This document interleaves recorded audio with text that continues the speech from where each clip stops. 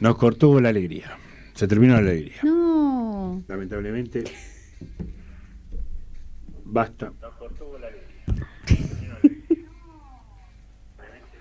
Y encima no sabe que tiene que bajar la Claro, radio. hacemos eco. Yo me acabo de escucharlo, Sí, escucharte sí. de nuevo. No, es terrible.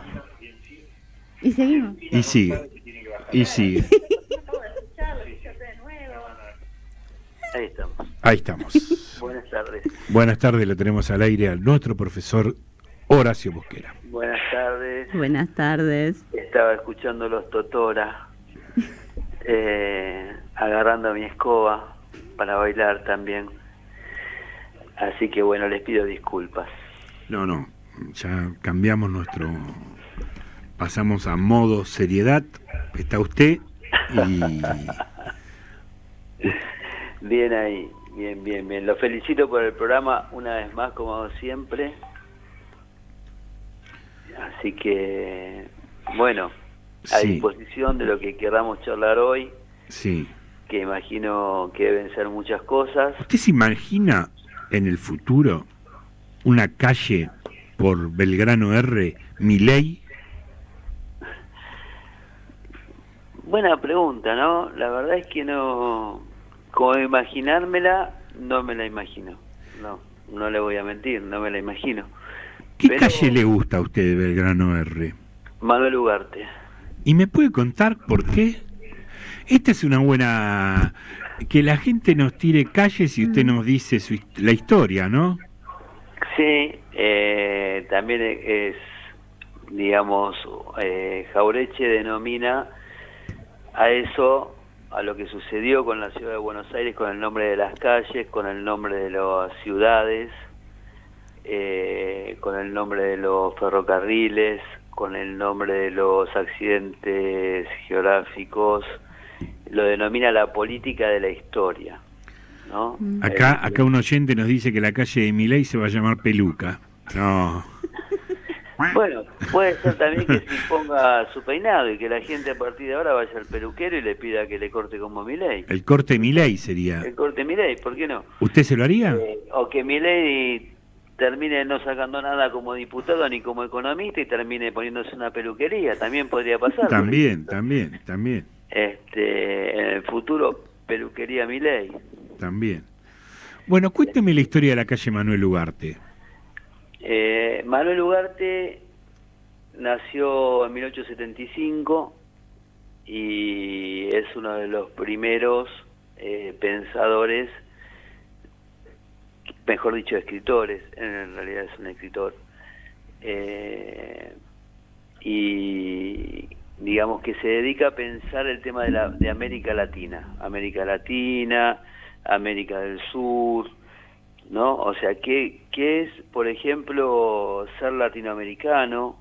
¿Qué es lo que nos unifica como latinoamericanos? En un momento en que no estaba visto de una manera positiva ser latinoamericano, porque cada país, o sea, estamos hablando, vamos a suponer, de 1910, estaba tratando de fortalecer su identidad separada del resto. Es decir, durante el Imperio Español, toda esta América, desde México para abajo, tenía una unidad, ¿no? Es decir, tenía un sentido cada lugar dentro de esa unidad. Algunos protegían frente a una agresión externa, otro lugar, digamos, donde se producían las riquezas.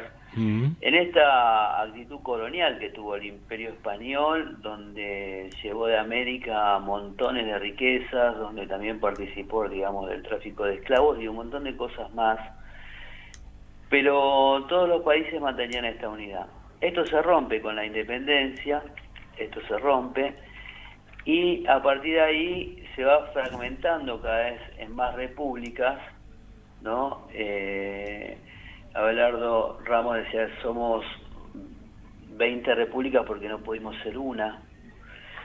Y entonces digamos, a partir de estos años, ¿no? 1890, 1900, 1910, bueno, aparece mucho, por ejemplo, Martí, por ejemplo, Rubén Darío, por ejemplo, Gabriela Mistral, empieza, por ejemplo, Rodó, ¿no? A pensar estas cosas que nos pueden dar una unidad como latinoamericanos. No es fácil aún hoy decir, bueno, quién es latinoamericano y quién no, por ejemplo. Muchas veces dice, bueno, los que hablan idiomas latinos en América son latinoamericanos, pero no hay algo así que lo defina contundentemente, porque aún tomando esa definición nos damos cuenta, por ejemplo, que la mitad de Canadá habla francés, que justamente es un idioma latino, y sin embargo no se reconoce en ningún momento como latinoamericanos. También pasa lo mismo con esa definición geográfica de creer todo lo que está al sur del río Bravo, como se dice comúnmente, sería parte de Latinoamérica, y pasa, por ejemplo, que los jamaiquinos no se reconocen tampoco como latinoamericanos. Es decir, bueno, es como todavía una definición. Quizás lo más cercano sea lo de la historia en común que tenemos, ¿no? Donde poder incluirlo a Brasil también. Bueno, Manuel Ugarte se dedicó a proclamar por todo el continente esta identidad latinoamericana. Es decir, tenemos que sobreponernos a esta mirada. Pequeña le ponía un ejemplo, que era si uno estaba en una ciudad, solamente podía ver quizás la calle en la que estaba. Uh-huh. Pero si uno lograba subir a una colina y ver esa misma ciudad, iba a pasar que iba a poder ver la ciudad entera. Y dice, nosotros nos pasa lo mismo con nuestra identidad. Necesitamos ver nuestra identidad en forma completa, y nuestra identidad es América Latina, no es cada uno de los países en que explotó después esa unidad. Y entonces él va a hacer una campaña que tiene que ver primero con México, con estas agresiones que sufrió México de parte de los Estados Unidos, que le quitó la mitad del territorio, ¿no? Por eso encontramos esas películas como El Zorro, por ejemplo, que se desarrollan en un ambiente casi español, y sin embargo suceden dentro de, digamos, actualmente California es parte de los Estados Unidos. Claro. Pero en el pasado no lo era, lo fue a partir de la guerra que que Estados Unidos le ganó a México a mitad del siglo XIX y le quitó la mitad del territorio.